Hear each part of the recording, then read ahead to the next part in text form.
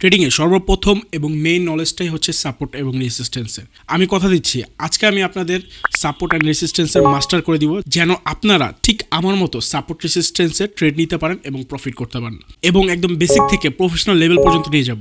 এবং আমরা support and resistance বোঝার পাশাপাশি আমরা সাপ্লাই অ্যান্ড ডিমান্ড জোন এবং ব্রেকআউট অ্যান্ড ব্রেকডাউনটাও বোঝার ট্রাই করব। আমি গ্যারান্টি সহকারে বলতে পারি, আপনারা যদি মনোযোগ দিয়ে ভিডিওটা কমপ্লিট করতে পারেন, support and resistance, supply, demand zone এইগুলো নিয়ে আপনার আর কোনো কনসার্ন থাকবে না, আর কোনো ভিডিও দেখার প্রয়োজন হবে না। আর সাপোর্ট অ্যান্ড রেসিস্ট্যান্সে মাস্টার হয়ে যেতে পারলে ট্রেডিংয়ে আর কোনো নলেজ না নিলেও চলে, ওইটার ওপরই ব্যাক টেস্ট করে আপনারা ট্রেডার হতে পারবেন। সো চলেন মেন ভিডিওতে চলে যাই।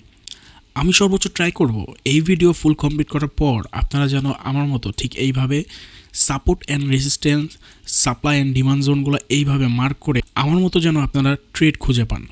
প্রথমে সাপোর্ট অ্যান্ড রেসিস্ট্যান্সটা আমরা একদম বেসিকভাবে বোঝার ট্রাই করি।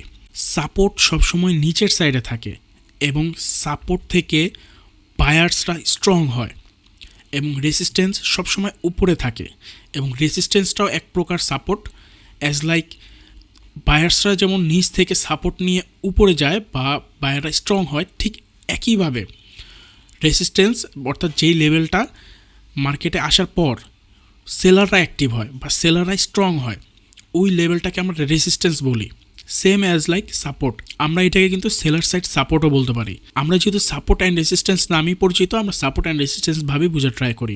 এবার একটা জিনিস বোঝার ট্রাই করি, মার্কেট উপর থেকে আসার পর ধরেন স্ট্রং ক্যান্ডেল মেক করতে করতে এইখানে একটা পর্যায়ে এসে থামে, এবং থামার পর এই জোনটা বা ধরেন এই লাইনটা কয়েকবার মার্কেট ট্যাপ করে, বাট এইটাকে ক্রস করে মার্কেট নিচে যেতে পারে না।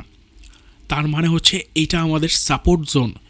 এই জোনটাতে হচ্ছে স্ট্রং বায়াররা থাকে। আরও সহজভাবে বলতে গেলে একটা বল এখান থেকে আসার পর এখানে ট্যাপ করে বারবার বাউন্স করে, এবং এইখানে যে বারবার বাউন্স করছে তার মানে এইখানে একটা শক্ত মাটি আছে বা শক্ত ফ্লোর আছে, এবং বলটা যদি এই সাপোর্টটা বা ধরেন এই ফ্লোরটাকে যদি ভাঙার ক্ষমতা না রাখে, তাহলে বলটা হচ্ছে এই পর্যায় থেকে আবার উপরে যাওয়ার সম্ভাবনা রাখে। এবং ধরেন বলটা উপরে যাওয়ার পর এইখানে বাড়ি খায়, এই লেভেলটাতে বাড়ি খায়, তার মানে এইটা হচ্ছে আমাদের ছাদ। এই ছাদে বাড়ি খাওয়ার পর মার্কেট এইখান থেকে বাউন্স করে বা এখান থেকে থেমে যায়। তো সেম অ্যাজ লাইক প্রাইস, ধরেন প্রাইসটা এখান থেকে যাওয়ার পর এখানে এসে থেমে গেছে, তার মানে এটা রেজিস্ট্যান্স বা আমরা যেটা বলেছিলাম এটা হচ্ছে ছাদ। এবং বলটা যদি নিচে যাওয়ার হয় তাহলে এখান থেকে নিচে যাবে। মাত্র আমরা যে বিষয়টা বুঝলাম, সেম বিষয়টা কিন্তু আমাদের রিয়েল মার্কেটও কাজ করেছে। তো উপরে যে লাইনটা আমরা টানলাম এইটা হচ্ছে আমাদের রেজিস্ট্যান্স জোন, আর এই জোনে দেখেন মার্কেট উপর থেকে বায়াররা আস্তে আস্তে এখানে এসে থেমে যায়, এবং এইটাকে আর ব্রেক না করতে পারে মার্কেট নিচে চলে যায়। তার মানে কি এইটা আমাদের রেজিস্ট্যান্স জোন, এবং এই রেজিস্ট্যান্স জোনটা আমাদের ভ্যালিড ছিল বলেই কিন্তু এখান থেকে প্রাইস কিছুটা নেমে যায়। সেমভাবে মার্কেট আবার উপর আসার পর কিন্তু এখান থেকে রিজেকশন নেয়, নিয়ে আবার নিচে চলে যায়। তার মানে এটা আমাদের সাপোর্ট জোন ছিল, যদিও এখানে এসে আমাদের এই রেজিস্ট্যান্স জোনটা ব্রেক হয়ে যায়। এবং কেন হয়, কীভাবে হয়, এটা আমরা আস্তে আস্তে বুঝতে পারবো। আমরা প্রথমে বেসিকভাবে একটু ধারণা নেই বা বেসিকভাবে একটু বুঝি। এবং দেখেন এইটা ছিল আমাদের একটা সাপোর্ট জোন বা একটা সাপোর্ট লাইন। আমরা যদি এখানে লক্ষ্য করি, ধরুন এখান থেকে বলটা আসলো, আসার পর এখানে ট্যাপ করলো, আবার উঠলো, আবার ট্যাপ করলো, এখানে একটা রেজিস্ট্যান্স জোন আছে বলেই কিন্তু এখান থেকে মার্কেট আবার নিচে চলে যায়, এবং নিচে যাওয়ার পর আবার এখানে মাল্টিপল বার এখানে টেস্ট করে দেন আবার উপরে চলে যায়। তার মানে এটা আমাদের strong support zone. Strong support zone কারণ হচ্ছে এইখানে যখন ফার্স্ট টাইম এটা সাপোর্ট মেক করে, তারপর কিন্তু দেখেন এখানে কিন্তু কয়েকবার টেস্ট হয়, এখানেও টেস্ট হয়। তার মানে এই জোনটা আমাদের, এই সাপোর্ট জোনটা আমাদের স্ট্রং সাপোর্ট জোন। এবার আমরা যদি একটু লক্ষ্য করি, আমি কিন্তু ঠিক সাপোর্ট অ্যান্ড রেজিস্ট্যান্স জোনটাকে কেন্দ্র করেই কিন্তু আমার এই ট্রেডটা নেওয়া, এবং রেজিস্ট্যান্স অ্যান্ড সাপোর্ট জোনটাকে কেন্দ্র করে কিন্তু আমার সেকেন্ড ট্রেডটাও নেওয়া। তো এই ট্রেড দুইটার এক্সপ্লেনেশন আমি লাস্ট পর্যায়ে আসবো। আমরা টোটালভাবে আমরা আগে সাপোর্ট রেজিস্ট্যান্সটা বোঝার ট্রাই করি, দেন আমাদের কেন ট্রেড নিলাম এটা যখন আমি আপনাদের বোঝাবো তখন কিন্তু এটা আপনাদের মাথায় ঢুকবে এবং আপনারাও মিলাতে পারবেন। তো বলা যেতে পারে বেসিকভাবে আমরা সাপোর্ট অ্যান্ড রেজিস্ট্যান্সটা বুঝতে পারছি। এবার প্রো লেভেলে যাওয়া যাক। এই যে সাপোর্টটা, এই সাপোর্টটা আপনারা যদি একটু খেয়াল করেন, এই সাপোর্টটাই কিন্তু দেখেন এই জায়গাও কাজ করা শুরু করছে। হ্যাঁ, তো মার্কেট এইখানে আসার পর কিন্তু স্লো হয়ে যায় বা এখান থেকে প্রাইস আবার আপের দিকে যাওয়া স্টার্ট করে। তার মানে হচ্ছে এই সাপোর্টটা আমাদের খুব স্ট্রং একটা সাপোর্ট লেভেল। আর আরেকটা জিনিস বলি, একটা সাপোর্ট কিন্তু বারবার কাজ করবে না। হ্যাঁ, এইখানে যে কাজ করতেছে, এইখানে যে সাপোর্টটা কাজ করতেছে, এটা একটা টাইম এই লেভেলটাতে বা এই প্রাইসটাতে একটা টাইম সাপোর্ট ছিল বিধায় এটা কিছুটা কাজ করতেছে। বাট এই সাপোর্টটা কিন্তু আর স্ট্রং নাই আগের মতো। এই পর্যায়ে যেমন একটা স্ট্রং সাপোর্ট ছিল, এইখানে এসে কিন্তু আর সেই স্ট্রংটা থাকবে না, কারণ মোটামুটি এখানে অনেকটা টাইম স্পেন্ড হয়েছে এবং এই সাপোর্টটা কিন্তু আগেও মাল্টিপল টাইম টেস্ট হয়েছে। তো এর মানে কি, একটা ফ্লোর আপনি যখন অতিরিক্ত প্রেশার দিবেন, মানে ভারী কিছু দিয়ে যখন আপনি বারবার প্রেস করবেন বা বারবার পাঞ্চ করবেন, তো তখন ও কিন্তু দেখা যাচ্ছে একবার দুইবার লোড নিবে, তারপর কিন্তু সেই ফ্লোরটা দুর্বল হয়ে যাবে। তো সেই ফ্লোরে যখন মার্কেট বা বলটা যখন আবার ড্রপ করবে, মানে তখন যদি হালকা যেই পরিমাণ বল, মানে বলের যে প্রেশারটা ছিল, এই প্রেশারটা এইখানে ধরেন সার্ভাইভ করে নিয়েছে সাপোর্টটা, বাট এইখানে এসেও কিন্তু সার্ভাইভ করতে পারবে না যদি বলের প্রেশারটা এই জায়গায় যেটা ছিল এখানেও যদি সেম থাকে। তার কারণ এইখানে কিন্তু এই বলটা কিন্তু এই পর্যায়েই আমাদের ফ্লোরটাকে দুর্বল করে দিছে। তো এরপরে যদি আসে হয়তো বা একবার দুইবার কাজ করবে, বাট একবার দুইবারও কাজ করার সম্ভাবনা কম থাকে, বাট ঠিকভাবে কাজ করবে না। হালকা একটু উপরে গিয়ে আবার যখন বাউন্স করে, সেই বাউন্সে দেখা যায় যে এটা ব্রেক করে ফেলবে।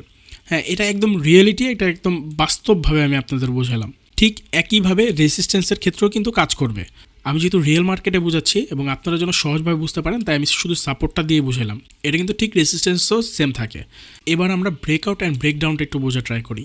ধরেন এই যে দেয়ালটা আছে, এই দেয়ালটা স্ট্রং না এবং আমাদের যে বলটা আছে এই দেয়ালের তুলনায় খুবই স্ট্রং, যার ফলে এই বলটা কী করলো, এই দেয়ালটাকে এক পর্যায়ে ব্রেক করলো এবং এখান থেকে উঠে গিয়ে দেন মার্কেট উপরে চলে যায় বা প্রাইস উপরে চলে যায়।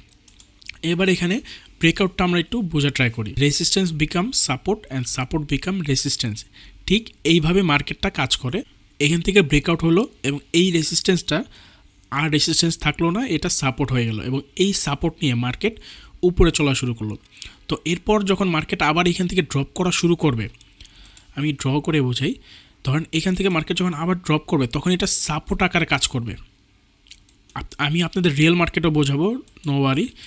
তো এইখান থেকে কিন্তু মার্কেট আবার সাপোর্ট আকারে কাজ করলো। এই ব্রেকআউটের আগে কিন্তু আমাদের এটা রেসিস্ট্যান্সই ছিল। তো আমরা যেহেতু জানি রেসিস্ট্যান্স বিকাম সাপোর্ট, আর এই রেসিস্ট্যান্সটা যদি ভ্যালিড হয় এবং এই ব্রেকআউটটা যদি ভ্যালিড হয়, তাহলে রেসিস্ট্যান্স বিকাম সাপোর্ট হবেই হবে। তো এইটা ব্রেকআউট হওয়ার পর এইটা যখন ট্যাপ করে, তার মানে আমরা কনফার্ম যে আমাদের রেসিস্ট্যান্সটা ভ্যালিড রেসিস্ট্যান্স ছিল এবং আমাদের যে ব্রেকআউটটা হলো এইটাও ভ্যালিড। দ্যাট মিন্স এটা এখন সাপোর্ট হয়ে গেছে। এরপর মার্কেট যদি আবার এখানে আসে, তার মানে বেশি চান্স আছে এখান থেকে মার্কেট আবার উপরে যাওয়া, যেহেতু এই জোনটা বা এই দেয়ালটা আমাদের সাপোর্ট হয়ে গেছে। ঠিক একইভাবে নিচেও কাজ করে, সাপোর্টও কাজ করে। এইখানেও কিন্তু সেম বিষয়। মার্কেট ধরেন এখানে যখন ব্রেকআউট হয় তখন কিন্তু এই সাপোর্ট থাকে না, তখন এটা রেসিস্ট্যান্স হয়ে যায়। তো সাপোর্ট বিকাম রেসিস্ট্যান্স। এই ব্রেকআউটটা যে ভ্যালিড একটা ব্রেকআউট, এটা বোঝার একটাই ওয়ে, সেটা আমাদের যেই পূর্বে সাপোর্টটা ছিল এটা রেসিস্ট্যান্স আকারে রূপ ধারণ করেছে কিনা। এটা যদি রেসিস্ট্যান্স আকারে রূপ ধারণ করে এবং এটা যদি ওয়ার্ক করে, তার মানে এই ব্রেকআউটটা আমাদের ভ্যালিড ছিল এবং প্রাইস এখান থেকে ড্রপ করে নিচে চলে যাবে।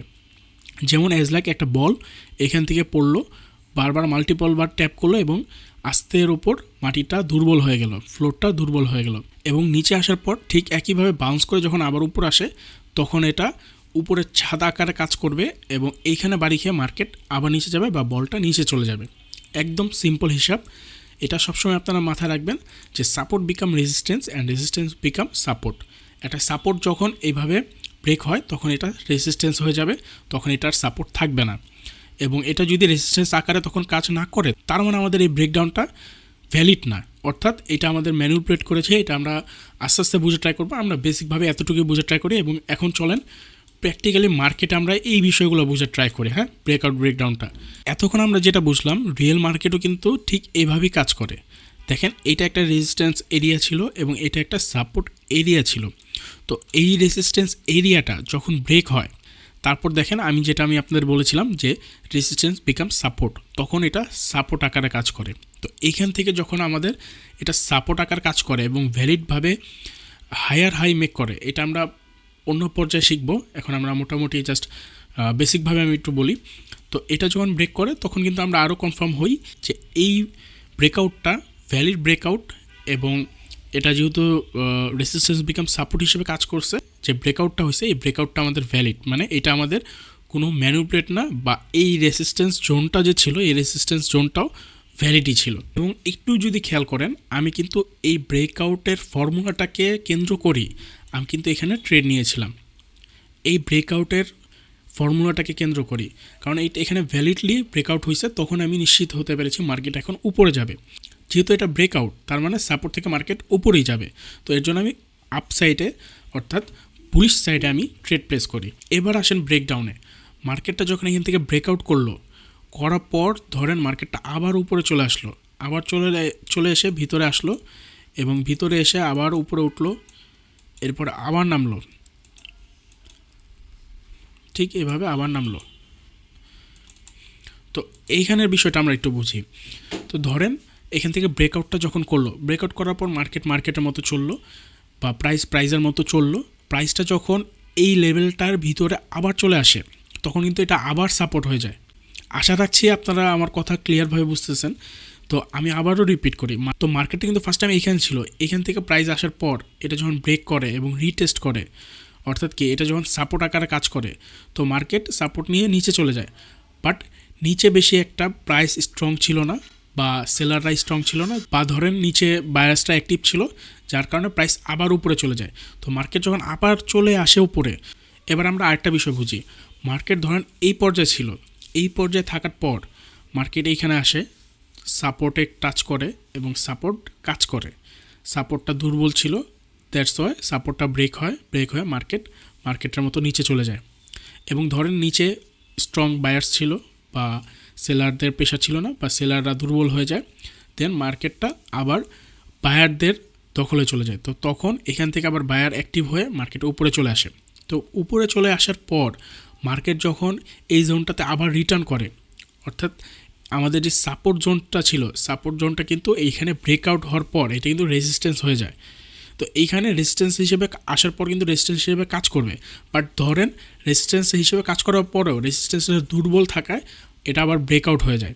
তো মার্কেট যখন এই পর্যায়ে আবার ভিতরে চলে আসবে তখন কিন্তু এটা অ্যাগেইন সাপোর্ট হিসেবে কাজ করবে। আশা করি আপনারা খুব ক্লিয়ারভাবে বুঝতে পারছেন। নাহলে আমি আরেকবার রিটার্ন করি। ধরেন মার্কেট এইখানে ছিল, উপর থেকে মার্কেট নিচে আসে, সাপোর্টে ট্যাপ করে ব্রেকআউট করে এইখানে হচ্ছে রেজিস্ট্যান্স মেক করার পর মার্কেট চলে যায়। মার্কেট এখানে অনেক দুর্বল ছিল, বায়াররা অ্যাক্টিভ ছিল, বায়াররা স্ট্রং ছিল, তাই বায়াররা আবার উপরে চলে আসার পর এইখানে আসার পরও সেলাররা দুর্বলই আছে, সেলাররা স্ট্রং হতে পারে নাই, আর রেজিস্ট্যান্সও তখন দুর্বলই কাজ করবে। তো তখন এই রেজিস্ট্যান্সটাকে আবার ব্রেক করে মার্কেট যখন ভিতরে চলে আসে, মনে করেন এই রেজিস্ট্যান্স যখন আবার ব্রেক হবে তখন কিন্তু আবার এটা সাপোর্ট হিসেবে কাজ করবে। তো তখন মার্কেট আবার রিটার্ন আসার পর এই জোনটাতে আসলে আমরা এক্সপেক্ট করতে পারি এটা সাপোর্ট হিসেবে কাজ করবে। যেমনটা এইখানে একটু খেয়াল করেন, এইখানে কিন্তু এই রেজিস্ট্যান্সটা কিন্তু ব্রেকআউট হয়ে যায়। তো ব্রেকআউট হওয়ার পর মার্কেট এই পর্যায়ে যায়, থেকে বায়াররা আবার দুর্বল হয়ে যায় এবং বায়াররা নিচে চলে আসে। তো নিচে চলে আসার পর এই যে দেখেন এই রেজিস্ট্যান্সগুলো কিন্তু এখানে কাজ করে। তার মানে কি এই রেজিস্ট্যান্সটা আবার আমাদের ওয়ার্ক করা শুরু করছে, যেটা কিন্তু এখানে সাপোর্ট হিসেবে ছিল। হ্যাঁ, দেখেন এই রেজিস্ট্যান্সটা কিন্তু সাপোর্ট হিসেবে বায়ারদের হয়ে কাজ করছে, বাট এটা যখন স্ট্রংভাবে নিচে নেমে আসছে তখন কিন্তু এইটা আর সাপোর্ট রইল না, এটা কিন্তু আবার রেজিস্ট্যান্স হয়ে গেছে। আপনারা একটু খেয়াল করেন, দেখেন এই যে দেখেন রেজিস্ট্যান্সের কারণে রিজেকশন, এবং এই যে দেখেন রিজেকশন। এবার আমরা সাপ্লাই অ্যান্ড ডিমান্ড জোনটা শর্টকাটে বোঝা ট্রাই করি। সাপ্লাই অ্যান্ড ডিমান্ড জোনের জন্য আমাকে ডেডিকেটেড একটা ভিডিও মেক করতে হবে, তো আমরা জাস্ট এই ভিডিওতে আমরা শর্টকাটে বোঝা ট্রাই করি। এটা হচ্ছে একটা সাপ্লাই জোন। তো এটা সাপ্লাই জোন আমরা কীভাবে বুঝলাম, এখান থেকে কিন্তু মার্কেট দেখেন বড় একটা সাপ্লাই পাইছে, বা এখান থেকে বড় একটা সেলিং আসছে।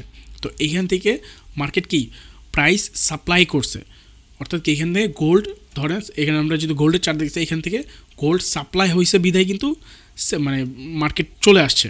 তো বেশির পরিমাণ সাপ্লাইয়ের কারণে কিন্তু মার্কেট নিচে চলে গেছে। আবার সেমভাবে ডিমান্ড জোন ধরেন এটা ডিমান্ড জোন। তো এটা ডিমান্ড জোন হলে এখান থেকে মনে করেন বায়াররা অ্যাক্টিভ, এই প্রাইসে আসলে বায়াররা সবসময় এখান থেকে বেশি পরিমাণে কেনাকাটা করে, এক কথা যদিও বলতে চাই। তো এইটা হয়ে যাবে তখন ডিমান্ড জোন। তো এইটা যখন ডিমান্ড জোন হিসেবে একবার কাজ করে, তার মানে সেকেন্ড টাইমও যখন মার্কেটে এখানে আসবে এটা কিন্তু আমার কাজ করবে। তো এখান থেকে যখন মার্কেট আবার নিচের দিকে আসে তখন কিন্তু একটা চান্স থাকে যে এই ডিমান্ড জোনটা থেকে আরও কিছু ডিমান্ড আসবে, মানে আগে যেই পরিমাণ হয়েছে তার 50% বা কিছুটা হলো ডিমান্ড আসবে। তো লক্ষ্য করেন এই সাপ্লাই জোনটা থেকে কিন্তু আবার মার্কেটে সাপ্লাই পাইছে এবং 50%-এরও বেশি পাইছে। তো এইখানে যে ঘটনা ঘটছে এইখানে হচ্ছে ম্যানিপুলেশন, এগুলো আমরা ধাপে ধাপে শিখবো। এখন আমরা জাস্ট বেসিকভাবে বা মোটামুটি একটু ধারণা নিই। এবার আমরা আমার এইখানে ট্রেডের লজিক বা অন্যান্য জায়গার লজিকগুলো আমরা একটু বোঝার ট্রাই করব। তাহলে আমরা এতক্ষণ যেটা শিখলাম সেটা ধরেন সামারিও হয়ে যাবে অ্যান্ড হচ্ছে আমরা মোটামুটি এক্সপার্টও হয়ে যাব এবং আমরা মানে আসলে রিয়েলিটিটা ম্যাচ করাতে পারবো। তার আগে আমি আপনাদের একটা বিগ অ্যানাউন্সমেন্ট দিই। যারা ধরেন ট্রেডিংয়ে সার্ভাইভ করতে পারতেছে না, বারবার লস করতেছে, সব কিছু বোঝার পর বা হালকা পাতলা নলেজ থাকার পর, মানে তার প্র্যাকটিক্যালভাবে আসলে মাস শেষে প্রফিট হইতে পারতেছে না, দেখা যাচ্ছে প্রথম ট্রেড প্রফিট করে সেকেন্ড ট্রেড প্রফিট করে এবং পরেরগুলো লস করতে থাকে, বা ধরেন প্রফিটটা ধরে রাখতে পারে না, বারবার লস করতেছে, বারবার অ্যাকাউন্ট ওয়াইপ আউট করতেছে। তো তাদের জন্য আমি হচ্ছে লাইভ 1 মাস ট্রেড করাই। তো 1 মাস লাইভ ট্রেডে আপনারা সাইকোলজি শিখতে পারেন, মানে সাইকোলজি আপনার ভিতরে বিল্ড হয়, স্ট্র্যাটেজি নিতে পারেন, ট্রেডিং লজিক বুঝতে পারেন এবং কিভাবে কেন আমরা কোথায় টিপিএসএল সেট করি এগুলো বুঝতে পারেন, মানে একদম ট্রেডিংয়ের একদম টোটাল বিষয়টা বুঝতে পারেন।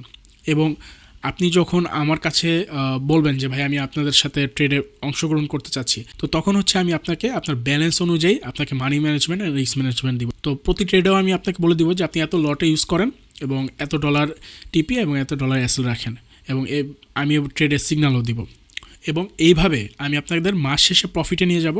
তাহলে আপনারা একদম প্র্যাকটিক্যালভাবে ট্রেড নিয়ে প্রফিট করে বুঝতে পারবেন যে অ্যাকচুয়ালি ফরেক্স ট্রেডিংটা কীভাবে মাস শেষে প্রফিটেবলে থাকা যায়। তো এই সিস্টেমটা আমার আগে চার্জ ছিল বা ফি ছিল $100। তবে এখন নতুন বছর উপলক্ষে যেহেতু 2026 চলে আসছে, তাই 26 সংখ্যাটাকে আমি চুজ করেছি। 26 জন মেম্বার মাত্র $10 দিয়ে এন্ট্রি ফি দিয়ে আমার সাথে যোগদান করতে পারবে।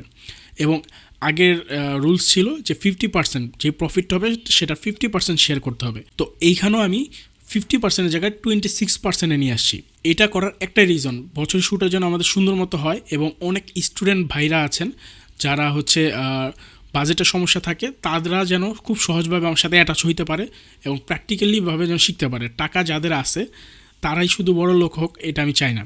তো যাদের টাকা আছে তারা $100 দিয়ে আমার সাথে কানেক্ট হয়, বাট যারা স্টুডেন্ট বা যাদের বাজেটের সমস্যা তারা যেন আমার সাথে অ্যাটাচ হইতে পারে এবং তারা যেন প্র্যাকটিক্যালিভাবে শিখতে পারে বা জীবনে কিছু করতে পারে, একমাত্র সেই উদ্দেশ্যে আমার এই আসলে এই অফারটা বা এই অ্যানাউন্সমেন্টটা করা। আর এই অফারটা একদম লিমিটেড, মাত্র 26 জন পাবে। সো আপনারা যারা ভাবতেছেন যে এইভাবে আমার সাথে অংশগ্রহণ করবেন, এছাড়াও আমি কোর্স করাই, সেটার হিসাব আলাদা, আমার সাথে কন্ট্যাক্ট করলে আপনারা সব কিছু জানতে পারবেন। তো আপনারা যারা ভাবতেছেন যে আমার সাথে কানেক্ট হবেন এইভাবে লাইভ ট্রেডিং করে, তো আপনারা চাইলে এটা মুখ্যম সময় জয়েন হওয়ার। বিশেষ করে যারা স্টুডেন্ট ভাইরা আছেন যাদের বাজেটের সমস্যা তারা ইনশাল্লাহ কন্ট্যাক্ট করবেন, আপনাদের জন্য আমি এই সুবর্ণ সুযোগটা করে রেখেছি। এবার আসেন আমাদের ট্রেডের লজিকগুলো বুঝে ট্রাই করি এবং টিপিএসএল এর লজিকগুলো বুঝে ট্রাই করি। তো প্রথমে আসি মার্কেট যখন এখান থেকে উপরে যায় এবং এই রেজিস্ট্যান্সে যখন ট্যাপ করার পর মার্কেট নিচে আসে, তো যেই পরিমাণ বায়ার সেই পরিমাণ কিন্তু দেখা যাচ্ছে একটু সেলিং আসবে, এটা খুব নর্মাল একটা বিষয়। তো এই পরিমাণ যখন সেলিং আসে এবং এইখান থেকে যখন বড় একটা ক্যান্ডেল মেক করে, তো তখন আমি বুঝতে পারি যে এখানে একটা সাপোর্ট লাইন আছে, যার ফলে এখান থেকে সাপোর্ট নিয়ে মার্কেট উপরের দিকে যাচ্ছে। এবং আপনারা যদি খেয়াল করেন, দেখেন এই ক্যান্ডেলটা যদি একটু খেয়াল করেন, এইখানেও কিন্তু মার্কেট আসার পর এখান থেকে কিন্তু রিজেকশন নিয়ে উপরের দিকে, মানে অর্থাৎ মার্কেট কিন্তু সাপোর্ট পেয়েছে, এখানে সাপোর্ট পেয়ে উপরের দিকে যায়। তো সেই লজিকই হচ্ছে আমার এখানে ট্রেড প্লেস করা। এবং এইখানে যে টিপির লজিকটা হচ্ছে রেসিস্ট্যান্সটাকে রেসপেক্ট করে আমি টিপির লজিকটা আমি এখানে অ্যাড করেছি। এসএলের লজিকটা আমি আগে বলি, দেন টিপির দিকে যাচ্ছি। এসএলের লজিক হচ্ছে যেই পরিমাণ উপরে আসছে, ধরেন এটা যদি মার্কেট উপরে না যাওয়ার হয়, মার্কেট যদি আবার রিটার্ন করার হয়, ধরেন এটা যদি সেলারেরই পুলব্যাক থাকে, এই ক্যান্ডেল যদি সেলারি পুলব্যাক থাকে, তাহলে এইখান থেকে আবার রিটার্ন যদি নেমে যায় তার মানে হচ্ছে সেলারের পুলব্যাক ছিল এটা, তার মানে এখানে আমাদের রং এন্ট্রি হইতো। তো দ্যাটস ওয়াই আমি এই পর্যন্তই হচ্ছে এসএলটা সেট করি এবং এখানে এসএল সেট করে এই রেসিস্ট্যান্সটা মার্ক করে আমি এই জায়গায় হচ্ছে এসএলটা সেট করি, টিপিটা সেট করি। এই যে এই জোনটা দেখতেছেন, আমি বেশি লোভ করি না ভাই কোনো ট্রেডে। এই রেসিস্ট্যান্সটাকে খেয়াল করে আমি এইখানে হচ্ছে আমার টিপি সেট করি এবং দেখেন মোটামুটি 1:3 এটা কিন্তু আলহামদুলিল্লাহ খারাপ না। এবং মার্কেটও কিন্তু দেখেন ঠিক আমার মতো চিন্তাধারায় এখান থেকে সাপোর্ট নিয়ে ভ্যালিডভাবে মার্কেট উপরে চলে যায় এবং এই রেজিস্ট্যান্স থেকেই পড়ে যায় দেখেন। তো এর আগে হচ্ছে আমার টিপি হিট হয়ে যায়। তো এইখানে আবার আসি যে এইখানে আমি তো বায়ার সাইড একবার গেলাম, কেন আবার আমি সেলিংয়ে নিলাম। তো এই দুইটা ট্রেডই ছিল আমার স্ক্যাল্পিং, শর্ট টাইমে এই ট্রেডগুলো নিয়ে আমি বের হয়ে গেছি। তো এইখানে যখন রেসিস্ট্যান্স আর এইখানে যখন মার্কেট দেখলাম এখানে আসার পর অ্যাগ্রেসিভ, সেলারটা অ্যাগ্রেসিভ হয়ে গেছে আর মার্কেট এইখান থেকে পড়ার পর দেখেন উপরে কিন্তু কয়েকবার রিজেকশন দিছে। তো এই রিজেকশন দেখার পর আমি এই ক্যান্ডেলে এন্ট্রি নিয়ে নিই এবং এইটার শেষ পর্যায় পর্যন্ত আমার হচ্ছে এসএলটা ছিল। এসএলের লজিক একটাই, এখান থেকে যদি মার্কেট আবার যায় তার মানে এটা পুল ব্যাক ছিল, আমাদের এন্ট্রি ভুল এন্ট্রি ছিল, দ্যাটস ওয়াই আমাদের এসএলটা যাবে। তো এটা আমাদের ভ্যালিড এন্ট্রি ছিল, যার ফলে মার্কেট এইখান থেকে এসে আবার রেজিস্ট্যান্সে ট্যাপ করে। তো আমার সেম লজিক, টিপির লজিক সেম, যে এখানে যেহেতু একটা স্ট্রং সাপোর্ট লাইন আছে বা সাপোর্ট জোন আছে বা এখান থেকে মার্কেট একবার যেহেতু উপরে গেছে, তো এবারও মার্কেট উপরে যাওয়ার সম্ভাবনা রাখে, দ্যাটস ওয়াই আমার টিপি এতটুকুই ছিল 1:2 টার্গেট। এসএলটা বড় ছিল দেখে 1:2। তো এসএলটা যদি মনে করেন আমি শর্ট করতাম তাহলে আমার একটু 1:5 হইতে পারতো, বাট আমি মার্কেট কিন্তু উপরে যাই নাই আমার, মানে আমি কিন্তু লসের চেহারাই দেখিনি, এখানে না দেখে চলে আসে। এখানে এসএল বড় দেওয়ার কারণ একটাই, আমি মার্কেটে জাস্ট মুভ করার সুযোগটা দিলাম। তো এই হচ্ছে আমার দুইটা ট্রেডের লজিক। এবার আসেন আরেকটা ট্রেডের লজিক দেখি আমরা। তো দেখেন এই যে সাপোর্ট এরিয়া এবং এই হচ্ছে রেজিস্ট্যান্স এরিয়া, তো এইখানে কিন্তু মার্কেট সাইডওয়েজ ছিল। তো এই সাইডওয়েজ মার্কেটটা ধরেন এই রেজিস্ট্যান্স এরিয়াটা যখন ব্রেকআউট করার পর দেখেন আবার যখন মার্কেট আসে রিটেস্ট করার জন্য আসে, তখন কিন্তু এটা সাপোর্ট আকারে কাজ করে। এটা একটা টাইম দেখেন এখানে আসার আগেই এটা রেজিস্ট্যান্স হিসেবে মার্কেট নিচে পড়ে যায়। ঠিক এই রেজিস্ট্যান্সটা ট্যাপ করার পর কিন্তু পড়ে যাওয়ার কথা ছিল, বাট এটা কিন্তু সাপোর্ট হিসেবে কাজ করছে। তার মানে কি, আমাদের এইখানে যে ব্রেকআউটটা হয়েছে এই ব্রেকআউটটা ভ্যালিড একটা ব্রেকআউট, এবং আমি কিন্তু চাইলে এখান থেকে এন্ট্রি নিতে পারতাম, বাট এখান থেকে এন্ট্রি নিই কেন, কারণ এইখানেও হচ্ছে এইভাবেও আমাদের ম্যানিপুলেটিং করা হয়, অনেকভাবে আসলে ম্যানিপুলেটিং করা হয়, এগুলো আমরা আস্তে আস্তে শিখবো। তো এটা যেহেতু একদম বেসিক টু প্রো লেভেল পর্যন্ত জাস্ট সাপোর্ট রেজিস্ট্যান্স বোঝাচ্ছি, সেক্ষেত্রে আমি একটু বেশি আসলে বুঝে ফেলতেছি, আমি বুঝতেছি, বা ভিডিওটাও বড় হয়ে যাচ্ছে, তারপর আমি আপনাদের বোঝানোর ক্ষেত্রে আমি বুঝাচ্ছি। তো এইখান থেকে মার্কেট যখন আবার উপরে আসে, তো এইখান থেকে যখন মার্কেট হায়ার হাই মেক করে, তো তখন আমি কনফার্ম হতে পারি যে না, মার্কেট আর নিচে যাবে না এবং এটাও ভ্যালিডভাবে সব কিছু ভ্যালিড ছিল। তো তারপর যখন মার্কেট এখান থেকে উপরে যায়, তো এই শর্ট টাইম বায়ারের শর্ট টাইম পুল ব্যাকে হচ্ছে আমি এন্ট্রি টার্ন করি এবং শেষ পর্যায় পর্যন্ত আমার এসএল এবং এই পর্যন্ত হচ্ছে আমার টার্গেট। তো এখানে আমার টার্গেটটা কেন দেখেন, এখানে কিন্তু প্রিভিয়াস একটা রেসিস্ট্যান্স ছিল, বা এখান থেকে কিন্তু মোটামুটি একটা কি বলে সেলার আসার চান্স থাকে, বা রেসিস্ট্যান্স ছিল, আপনারা দেখতে পাচ্ছেন বারবার রিজেকশন হয়েছে, এইখান থেকে রিজেকশন হয়েছে, এখান থেকে রিজেকশন হয়েছে, তার মানে এই এরিয়াটা হচ্ছে আমাদের ডেঞ্জার এরিয়া। এই যে দেখেন এই এরিয়াটি কিন্তু ডেঞ্জার এরিয়া, লক্ষ্য করেন দেখেন এখানেও কিন্তু রেজিস্ট্যান্স ছিল, যার ফলে মার্কেট এতটুকু আসার পর রেজিস্ট্যান্সে ট্যাপ করে আবার চলে যায়। তো মার্কেটে যখন এই ট্রেডটা নেই তখন আমি মার্কেটে ছিলাম না, হলে আমি এখানে হচ্ছে ট্রেডটা ক্লোজ করে দিতাম, কারণ আমি এখানে খেয়ালই করতেছি যে এখানে একটা রেজিস্ট্যান্স আছে, এখান থেকে আমি আর রিস্ক নিতাম না, এখান থেকে মার্কেটে থেকে বের হয়ে যেতাম। বাট এখানে সাপোর্ট হিসেবে আবার কাজ করে মার্কেট, এই এরিয়াটা আমার সৌভাগ্য বলতে পারেন। তো এটা কাজ করার ফলে মার্কেট এই রেজিস্ট্যান্স থেকে আবার পড়ে যায়। সো এই হচ্ছে লজিক, আর এই হচ্ছে আজকের ভিডিও। আশা করি আপনারা মোটামুটি বুঝতে পারছেন। এই দেখেন রেজিস্ট্যান্স এরিয়া। তো আশা করি মোটামুটি আজকের ভিডিওতে ক্লিয়ার হইতে পারছেন, যতটুকু পারছি আমি বোঝানোর ট্রাই করছি। আর এক ভিডিওতে সব কিছু কমপ্লিট করা সম্ভব না, ইনশাল্লাহ ধাপে ধাপে আমরা শিখব। আর ভিডিওটা থেকে যদি কিছুটা শিখতে পারেন বা কিছুটা যদি ধারণা বা কিছুটা যদি হেল্প মনে করেন, অবশ্যই ভিডিওটা লাইক করবেন এবং কমেন্টে আপনার যে কোনো প্রবলেম বা যেখানে আপনি বুঝতে পারেন নাই বা যেখানে আপনি ক্লিয়ার হইতে পারেন নাই বা যেই পর্যায়ে আপনি আটকায় আছেন বর্তমানে, সেই পর্যায়গুলো আপনি কমেন্ট বক্সে আমাকে শেয়ার করতে পারেন, আমি সমাধান করার ট্রাই করব। আর হ্যাঁ, চ্যানেলটা সাবস্ক্রাইব করে পাশে থাকতে ভুলবেন না। তো আজকের ভিডিওটা এখানেই শেষ করছি। সবাই ভালো থাকবেন, সুস্থ থাকবেন। আল্লাহ হাফেজ, আসসালামু আলাইকুম।